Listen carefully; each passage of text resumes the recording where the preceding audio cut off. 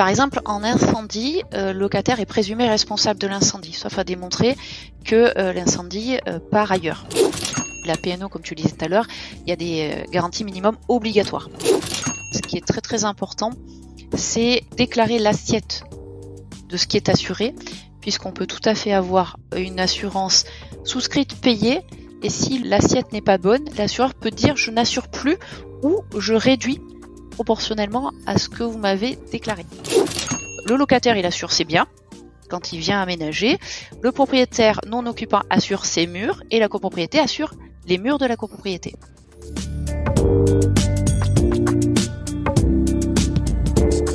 Bienvenue sur Discutons Immo, un podcast qui s'adresse à tous ceux qui veulent en apprendre davantage en immobilier, débutants comme confirmés.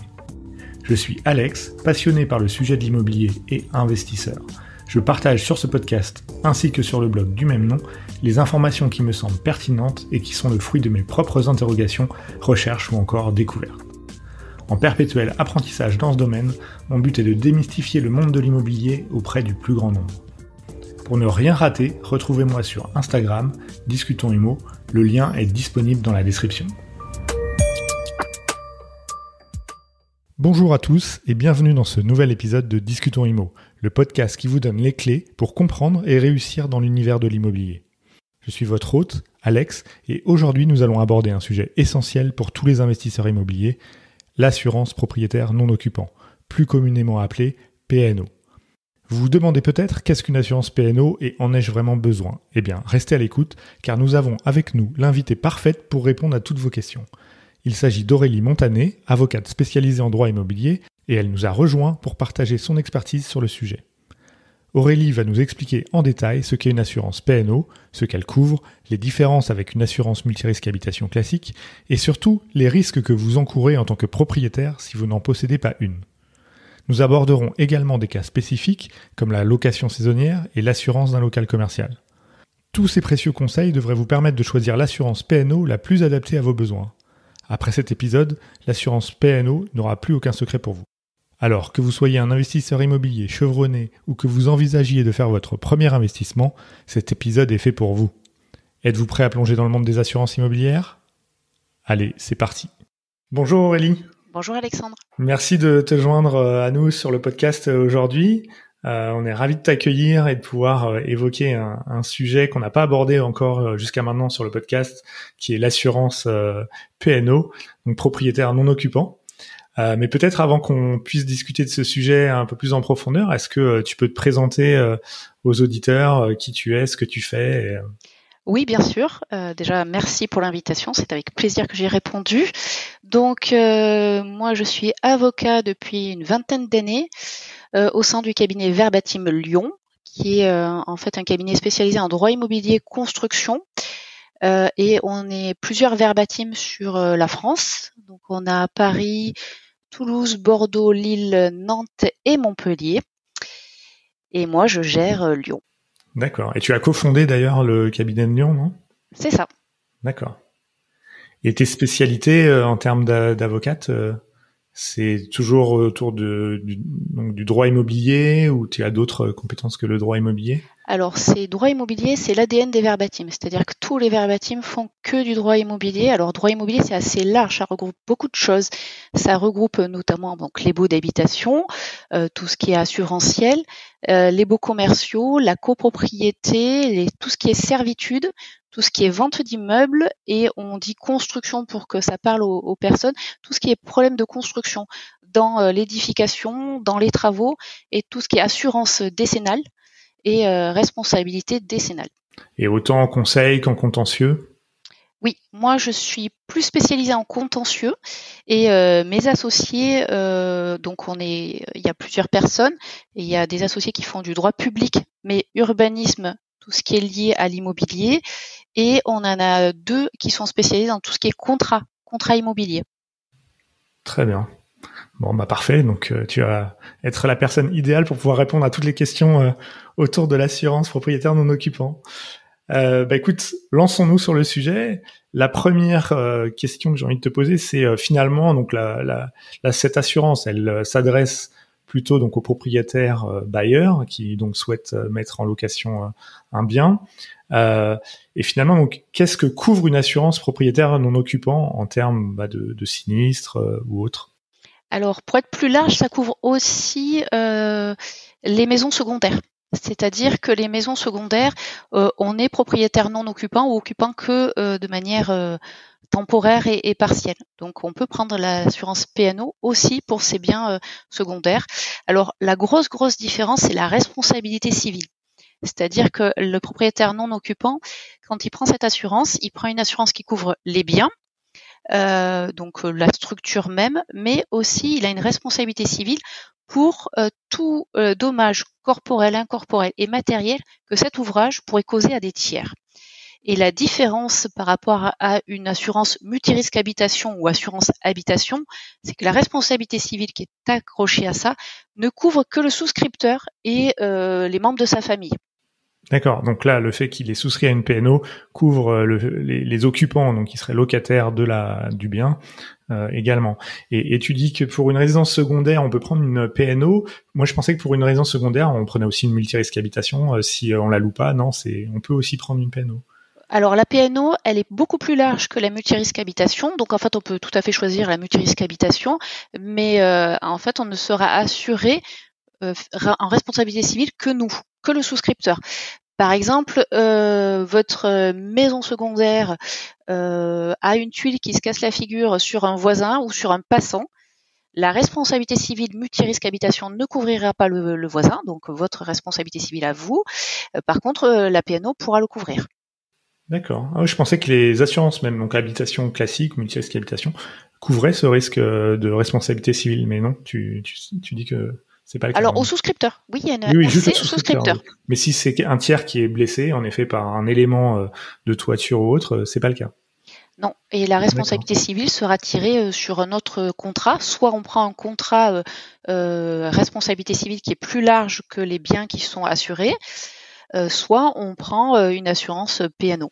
D'accord, très bien. Et donc, tu as un petit peu évoqué les différences entre la P&O et une MRH classique. Donc, la MRH classique, c'est plutôt pour sa résidence principale, généralement. Et donc, finalement, quand est-ce qu'une assurance P&O va couvrir des sinistres ou des risques? Donc, puisque quand on loue, normalement, le locataire est censé aussi souscrire à sa propre assurance. Donc, cette fois-ci, habitation ou multirisque habitation. Donc on peut s'interroger sur mais finalement à quoi bon souscrire à une seconde assurance en tant que bailleur puisque le locataire est censé l'avoir déjà souscrite. Alors modulo sans doute ce que tu viens de nous expliquer sur la responsabilité civile, mais pour d'autres sinistres, on pourrait penser que son assurance va déjà prendre en charge les éventuels remboursements. Qu'est-ce qu'il en est exactement sur cette succession d'assurances? Alors moi j'irai plus loin parce qu'en copropriété on a 3 assurances au final, puisqu'on a l'assurance de la copropriété, donc qui assure. Moi j'aime bien fonctionner par métaphore sur en fait une boîte. Donc la copropriété c'est la grosse boîte extérieure, c'est-à-dire les murs porteurs, tout ce qui est partie commune, les murs porteurs, la toiture et les parties communes. Donc quand on est en copropriété, qu'on est locataire, le logement il est assuré 3 fois. Il est assuré par l'assurance de la copropriété, il est assuré par le propriétaire non occupant, logiquement, puisque c'est obligatoire en copropriété, et il est assuré par le locataire occupant, puisque c'est une obligation aussi. La différence, c'est qu'en fait, il n'assure pas la même chose. J'allais dire, l'assurance de copropriété, c'est le gros bâti, donc vraiment le gros œuvre, j'allais dire, le gros œuvre et la charpente. L'assurance P&O, c'est le logement, c'est-à-dire la boîte de l'appartement. Et l'assurance habitation, c'est ce qui est contenu par la boîte. Donc, mon assurance P&O pourrait, si on prend des options, assurer les meubles de l'occupant. Par contre, c'est pas forcément sa vocation. Mais en revanche, l'assurance du locataire, lui, ne va pas assurer les murs de l'appartement, parce que c'est pas du tout sa vocation, et on n'a pas d'option pour ça. Donc, le locataire, il assure ses biens quand il vient aménager. Le propriétaire non occupant assure ses murs, et la copropriété assure les murs de la copropriété. D'où, effectivement, on peut avoir des convergences au niveau d'assurance, mais on a quand même un échelon entre les 3 assurances. Si on revient sur cet enchaînement, par exemple, admettons qu'il y a un dégât des eaux, quelle est l'assurance qui va prendre en charge normalement ce sinistre? Celle du locataire, celle du bailleur? Alors ça, c'est des dossiers qu'on a fréquemment, c'est-à-dire quand on a un dégât des eaux, le problème est de savoir quelle est l'origine du dégât des eaux pour savoir qui est l'assureur qui va payer. Donc, comme au départ, on ne sait pas trop, sauf si c'est flagrant, qu'on a une fuite d'eau, par exemple, au robinet, par rapport à un joint, et bien comme c'est à l'intérieur, ça sera l'assurance du locataire. Par contre, si c'est une fuite dans canalisation, si la canalisation elle est à l'intérieur du logement, ça sera la PNO. Si la canalisation elle est dans la dalle, ça sera l'assureur de la copro.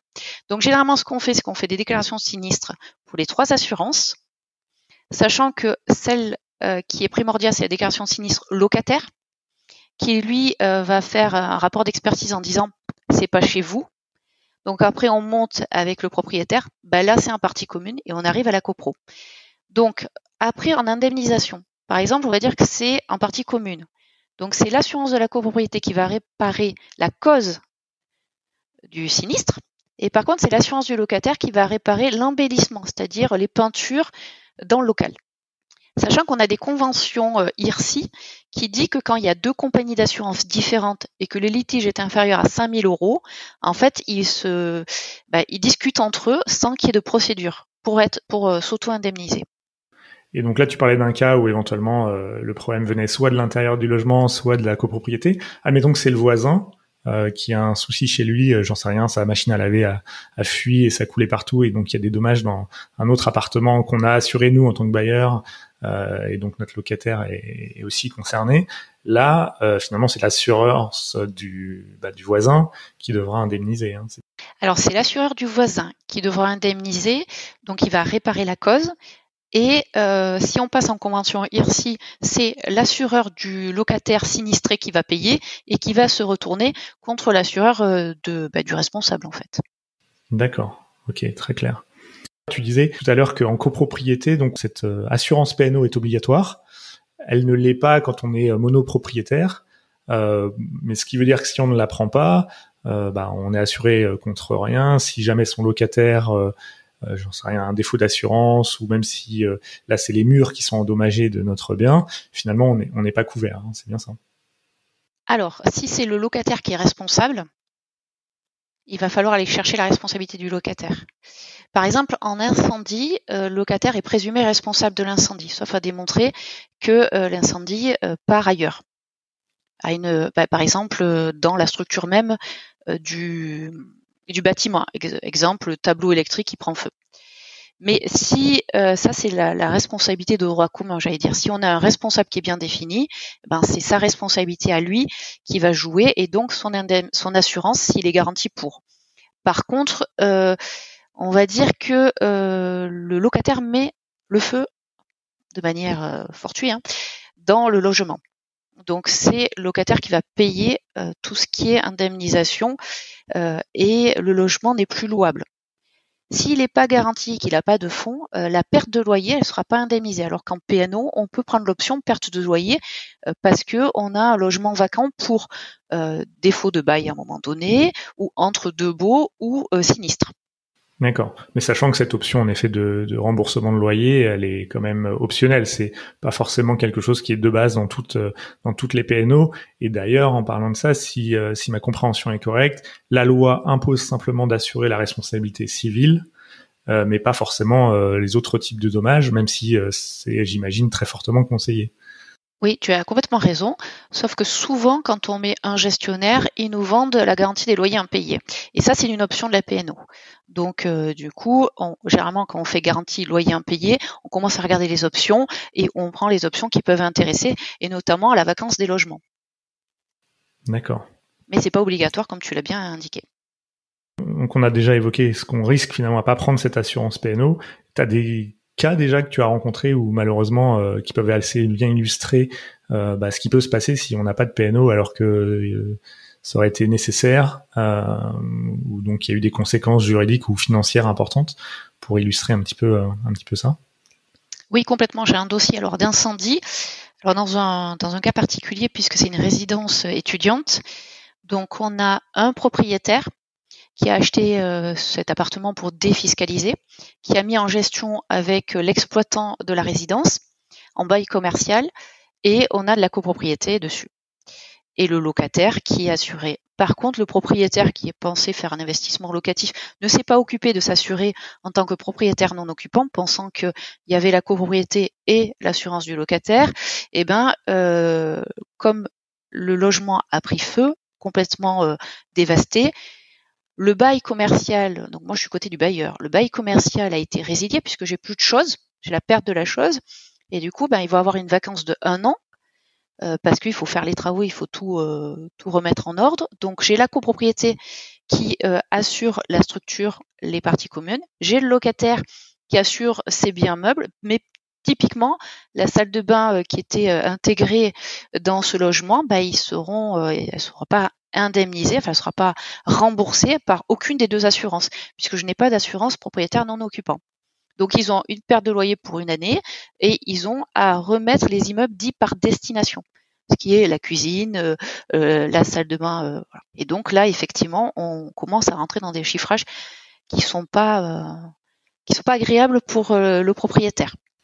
Non, c'est sûr. Il doit regretter de ne pas avoir pris de PNO.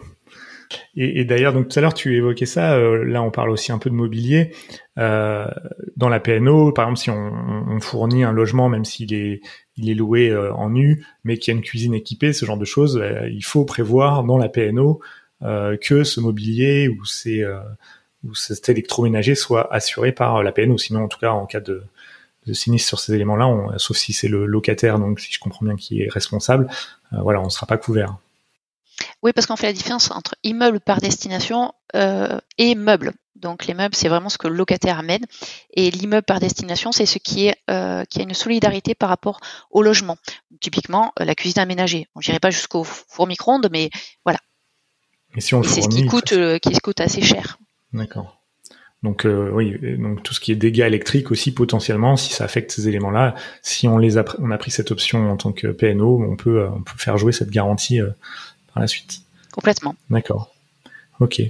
Est-ce que tu as des critères justement à recommander sur comment choisir sa PNO, à quoi faire particulièrement attention, puisque c'est vrai que c'est pas toujours très agréable de lire toutes ces pages de contrats qu'on nous envoie quand on cherche une assurance. Toi, est-ce que tu as des points d'attention particuliers sur lesquels tu penses qu'il faut être vigilant ? Alors, je vais te décevoir, effectivement, il faut le lire. Tous les contrats qu'on signe, c'est ce qu'on dit à nos clients tout le temps.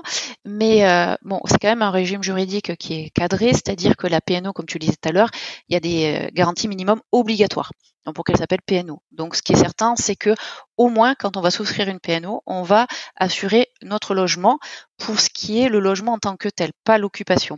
Et on va avoir cette responsabilité civile. Après, il faut voir si on a des locataires qui vont tourner fréquemment. Si on a loué un locataire dont on sait que la solvabilité, elle est un peu tangible, là, peut-être se poser la question de est-ce que je vais avoir de la vacance et est-ce que je vais avoir des problèmes pour relouer derrière. Sachant que, par exemple, dans ce que j'ai indiqué tout à l'heure, c'est du Pinel, donc de l'investissement locatif, et on a une option fiscale dessus. Donc, on ne peut pas avoir de la vacance. Il faut qu'on rentre des revenus, puisque c'est une histoire de TVA récupérée par l'État. Donc, si on a une indemnisation assurance, les impôts nous diront rien parce qu'on va bien collecter la TVA qu'ils étaient censés avoir. Donc, il faut faire attention en fonction du bien et comment on va le gérer. Et toi, tu as un avis également sur, par exemple, je sais que ça existe, des colocations où on propose à la fois donc aux colocataires de prendre pour eux l'assurance multirisque habitation, sachant donc en tant que bailleur, à ce moment-là, ça veut dire qu'on a et la multirisque habitation et la PNO. Il existe des offres aujourd'hui qui permettent de grouper les deux, ou bien en fait on est toujours contraint, même si on est l'unique bénéficiaire de ces assurances, de prendre une de chaque type, puisque comme tu le disais, elles assurent peut-être pas tout à fait les mêmes choses. Et c'est ça. Alors la PNO peut suppléer la MRH, mais typiquement la PNO va pas rembourser le canapé qui serait parti en fumée du locataire. Après, on peut prendre pour compte les assurances. C'est un peu ce que tu es en train de dire, c'est-à-dire qu'on peut proposer un package en disant au locataire, on prend pour compte, parce que nous, on veut pas qu'il y ait de problème pour les meublants.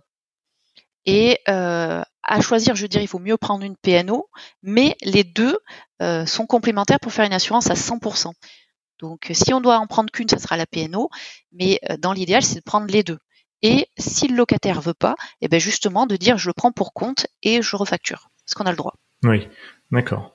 Sachant que souvent les colocations en plus c'est du meublé, donc là tout ce qui est partie. Alors le locataire amène forcément aussi certaines de ses affaires, mais sinon la plupart du mobilier est fourni par le bailleur. Oui.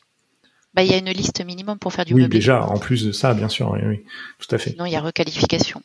D'accord. Et donc, il est envisageable d'avoir une seule PNO plutôt que PNO plus multi-risque habitation, sous couvert, en plus d'avoir quand même essayé de maximiser ce que peut garantir la PNO, de manière à se couvrir sur ce qu'aurait dû couvrir la MRH, quoi. Exactement. D'accord. Et après, voilà, faut savoir aussi que faut faire une balance économique, c'est-à-dire que si votre canapé, si le canapé des colocataires il vaut 3 francs 6 sous, Oui, peut-être pas, voilà. c'est sûr. Après, j'aime bien le côté pratico-pratique et les balances économiques parce que les clients, c'est également ce qui les intéresse. Il y a le droit et puis il y a la pratique. Non, c'est sûr que si faut s'assurer pour des montants importants alors que finalement il n'y a pas grand-chose à assurer, C'est ça. le calcul est vite fait. Et tout à l'heure, tu parlais de local commercial, donc un bailleur doit assurer de toute façon en PNO aussi bien une habitation qu'un local commercial. Par contre, c'est vrai que, alors justement, je suis en plein dedans parce que là, j'achète un local commercial pour la première fois et je constate que, en effet, le prix des PNO n'a absolument rien à voir avec celui d'une habitation habituellement. Qu'est-ce qui justifie en fait d'avoir cette différence de tarifs et sans doute de couverture entre un local commercial et un logement d'habitation classique? Les risques couverts. En fait, une habitation, les risques sont dégâts des eaux, incendie. Il n'y a pas vraiment grand-chose. Normalement, l'immeuble en tant que tel, il bouge pas. Par contre, quand il y a une activité commerciale, on peut avoir un restaurant dedans, donc on peut avoir effectivement un sinistre beaucoup plus important. Donc c'est l'activité commerciale qui justifie que le risque est plus accru et qui justifie une augmentation de tarifs d'assurance. Donc est-ce que tu veux dire par là qu'en effet un restaurant où on peut penser que il y a des fours, enfin des choses qui sont peut-être plus à même de créer un incendie, on va avoir une assurance qui va coûter plus cher que je sais pas une agence immobilière où là voilà, c'est des simples bureaux, ça l'assurance va en tenir compte dans le cadre de la PNO? Normalement, les assureurs, ils sont censés, alors surtout quand ça commence à être des activités, venir sur place pour chiffrer réellement le risque. Et tout ce qui est assurance, c'est arriver à définir le risque potentiel des lieux pour adapter l'assurance. Si on a un bon assureur, ils doivent fonctionner comme ça. Par exemple, en assurance construction, il y a des métiers qui coûtent plus cher. Parce qu'on sait typiquement qu'un étancheur, s'il fait mal son boulot, on a vraiment des gros sinistres derrière. Alors que l'assurance responsabilité décennale de l'électricien, elle sera inférieure à l'étancheur et inférieure au climatiseur. Donc, c'est vraiment une appréciation des risques. Logique. D'accord. Et il faut que tu trouves un bon assureur qui te fait une bonne évaluation. Je t'en recommanderais un. Très bien, parfait. Je suis pas sûr que tous se déplacent en effet pour constater, parce que là encore, c'est une question de coût. Si se déplacer leur coûte plus cher que d'assurer. Bon. Alors, l'assurance, c'est quand même des contrats qu'on regarde pas tous les ans à tort. Hein. Et donc, les bons assureurs, même pour l'assurance habitation, viennent voir sur place. Typiquement, une assurance habitation classique, maison individuelle, avec jardin, et si vous avez des arbres, ils se disent j'assure, je prends l'option maison, garage, tout ça. Et selon la taille des arbres, en fait, il y a d'autres options. En fait, un arbre qui tombe sur une maison, ça fait mal. Donc effectivement, quand l'assureur se déplace, il dit ah oui, mais là il y a des arbres qui font quand même 10 mètres de haut, voire plus. C'est une option qui doit être prise parce que typiquement avec la sécheresse, les problèmes d'enracinement, on peut avoir un gros sinistre qui ne sera pas garanti par l'assureur parce qu'il vous aura fait le truc basique et il ne serait pas déplacé. Oui, pour prendre certains éléments en compte qui sont pas forcément visibles dans le discours, c'est mieux de pouvoir se déplacer. Tu parlais de justement revoir régulièrement ces assurances. Tu as un conseil sur ce point? Pour toi, il serait idéal de revoir peut-être annuellement et de remettre en concurrence ces assureurs sur les différentes assurances. Alors là, on parle de PNO, mais c'est peut-être vrai pour l'ensemble des assurances.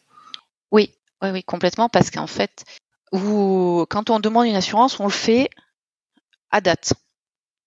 Et typiquement, les assureurs, ils ont des offres pour rentrer de l'habitation, pour rentrer du commerce, pour rentrer des industries, pour rentrer des professions libérales. Et si on suit pas les contrats, eux ils font leur indexation et en fait le contrat il tourne, il est rentré dans leur machine, il n'y a pas de difficulté. Si le client est passé par un courtier, l'idéal c'est de recontacter son courtier en disant faut regarder, est-ce qu'il y en a qui sont mieux placés. Et on peut faire des économies. Mais bon, voilà, il faut regarder ça tous les ans. Oui, il faut prendre le temps, mais en effet, ça peut être gagnant. Oui. C'est sûr. Une petite question sur la location saisonnière, qui est donc un autre type d'exploitation quand on est investisseur immobilier. Est-ce que pour toi, il y a des choses encore sur lesquelles faire plus attention pour prendre la PNO dans ce cadre-là, ou est-ce que finalement la PNO qu'on a l'habitude de mettre en œuvre pour de la location à l'année est parfaitement adaptée aussi à la location saisonnière, ou est-ce qu'il y a des risques différents, sachant que là les locataires vont rester sur des durées de séjour beaucoup plus courtes? Est-ce qu'il y a des choses particulières à savoir lorsqu'on veut prendre une PNO pour ce type d'exploitation? Alors, ça dépend où est l'appartement, parce que typiquement, un appartement à la plage, on risque d'avoir une vacance l'hiver. Donc, prendre l'option logement-vacances, c'est peut-être intelligent sur ce type de location. Après, les logements loués de manière saisonnière, on a une rotation importante. Donc, on a une dégradation ou une usure importante du mobilier. Donc là, je pense qu'il faut prévoir quelque chose de plus conséquent au niveau assurance, parce que effectivement, si on veut que le logement soit toujours attractif, il faut que les meubles aient une bonne tête, il faut que ça soit frais à chaque fois. Donc effectivement, je pense qu'il faut mieux vérifier ça avant. Mais cette usure, elle ne peut pas être prise en charge par l'assurance, il qu'il y ait un sinistre pour qu'elle puisse être prise en charge, non? Non, mais sur le mobilier, on peut tout à fait. Alors moi, par exemple, le bris de glace, la plaque vitrocéramique, en fait, dans les assurances, normalement, celles qui couvrent comme il faut, le bris de glace intègre le changement de la plaque vitrocéramique. C'est-à-dire, si vous avez un impact sur la plaque, on peut faire fonctionner l'assurance.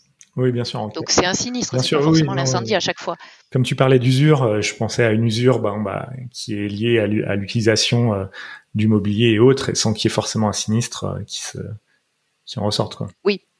Là, l'assurance, malheureusement, normalement, ne pourra rien y faire. Normalement, oui, effectivement. L'usure n'est pas un aléa assurable. D'accord. Et en saison, on peut même pas l'intégrer dans le bail, puisque les grilles de vétusté mettent des délais assez, selon le type, assez longs, et on n'arrive pas à avoir une location assez longue pour rentrer dans ça. D'accord. Et tu parlais de faire assurer la vacance. En location saisonnière, une assurance accepterait d'assurer la vacance locative, alors que justement c'est de la location quand même qui peut être très épisodique. J'ignorais ça. Je pense que effectivement, selon comment on présente à l'assureur, si on arrive à démontrer qu'effectivement c'est logiquement tout le temps loué, on peut avoir une assurance, enfin en tout cas l'option. Et après l'option, elle se monnaie, c'est-à-dire que si l'assureur, lui, son intérêt c'est rentrer des cotisations d'assurance. Donc s'il dit votre aléa, je peux l'assurer, par contre il sera plus fort parce que votre aléa est plus fort, donc le prix sera plus fort. Il faut surtout savoir qu'en assurance, en fait, ce qui est très très important, c'est vraiment déclarer l'assiette de ce qui est assuré, puisqu'on peut tout à fait avoir une assurance souscrite payée, et si l'assiette n'est pas bonne, l'assureur peut dire je n'assure plus ou je réduis proportionnellement à ce que vous m'avez déclaré et qui n'est pas exact. Alors, je ne sais pas si j'ai été très claire, mais typiquement, voilà, si vous m'avez déclaré 5 pièces et qu'il y en a 6, soit je peux dire qu'il y a une fausse déclaration.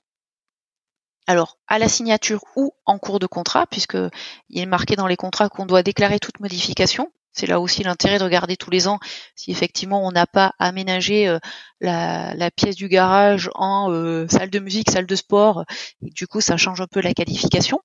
Et en plus on met du matériel. Et donc effectivement les assureurs sont tout à fait attirés sur ces clauses-là, de vérifier qu'ils n'aient pas la possibilité de réduire, voire de ne pas assurer. Oui. Parce que c'est le jeu des assureurs quand même. Non, c'est sûr qu'on les connaît pour chercher la faille le jour où il faut indemniser, ça c'est sûr. Très bien. Écoute, j'ai l'impression qu'on a fait déjà un bon tour d'horizon sur l'assurance PNO. Est-ce que tu vois des choses qu'on n'aurait pas évoquées qui te semblent importantes de préciser à nos auditeurs ? Je regarde, mais je pense qu'on a quand même fait pas mal de tours sur tout ce qui était à dire. Mais généralement, la conclusion, c'est qu'il faut prendre les deux pour être sûr d'être assuré complètement. Très bien. Et pour peu qu'on soit syndic bénévole dans la copropriété, on prend aussi la multirisque immeuble. Alors, petit conseil en aparté, syndic bénévole n'est pas une bonne idée. On a de la responsabilité en tant que syndic bénévole. Mais d'ailleurs, il me semble que dans les MRI, il y a aussi des garanties sur justement la responsabilité de syndic qui peut être assurée par cette assurance, non ? Oui, mais ils ont étendu, alors, parce que sur les 3/4 des immeubles, voire plus, c'est des syndics professionnels. Mais la responsabilité, elle est aussi sur le syndic bénévole et il y en a aussi une partie sur le conseil syndical, puisqu'ils ont quand même un petit pouvoir. Donc effectivement, il y a les assurances indemnisent, en tout cas assurent cette responsabilité-là. Très bien. Bon, c'est sans doute un autre thème un jour peut-être à évoquer. En tous les cas, merci Aurélie pour tout ce que tu nous as apporté aujourd'hui. C'était très intéressant. Avec plaisir, je te remercie. Et donc peut-être à une prochaine fois sur le podcast. Comment est-ce que éventuellement les auditeurs qui voudraient prendre contact avec toi peuvent le faire par un canal ou un autre ? Alors nous avons un site Verbatim sur internet, c'est verbatim.org. Et sinon j'ai mes coordonnées sur internet sans difficulté. Et on est sur Lyon, 3e arrondissement, à côté du tribunal de justice. Clos Suiffon, au 35. Très bien. Bon, de toute façon, je mettrai tous les éléments dans la description de l'épisode pour que ceux qui cherchent à prendre contact puissent le faire facilement. Écoute, merci encore. Et merci puis, à toi. Écoute, à très bientôt. Bonne journée. Au merci, revoir. toi aussi. Au revoir. Et voilà, cet épisode s'achève. N'hésite pas à laisser un commentaire ou me faire part de tes questions sur ce qui s'est dit dans cet épisode. Si tu as apprécié le contenu proposé dans ce podcast, je t'invite également à me laisser un avis sur ta plateforme d'écoute, Apple Podcast ou Spotify. Non seulement cela me motivera à poursuivre la production de nouveaux contenus, mais cela aide également énormément à faire connaître ce podcast. Alors si tu penses que ce podcast le mérite, à ton clavier, et je te dis à très bientôt pour le prochain épisode de Discutons Immo.